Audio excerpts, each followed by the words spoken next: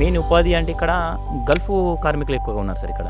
అంటే మా మా ఆర్మూర్ కాన్స్టిట్యున్సీ అనే కాదు, కానీ నిజామాబాద్ ఉమ్మడి జిల్లా నిజామాబాద్ కానీ, నిర్మల్ కానీ, ఇక్కడ పక్కన కామారెడ్డి కానీ, ఇవన్నీ ఈ గల్ఫ్ కార్మికులు 17-18 సంవత్సరాలు రాకున్నా కూడా పాపము ఇంట్లో ఆర్థిక పరిస్థితులు బాగాలేకపోవడం వల్ల ఫైనాన్షియల్గా అప్పుల ఊబిలో ఉండడం వల్ల వాళ్ళు గల్ఫ్ కార్మికులు బాధపడతారు. అక్కడ కూడా ఎంత సాలరీస్ అంటే వాళ్ళకి సార్ పొట్టబట్ట మొత్తం పోగా వాళ్ళకి మిగిలేది 10,000-15,000.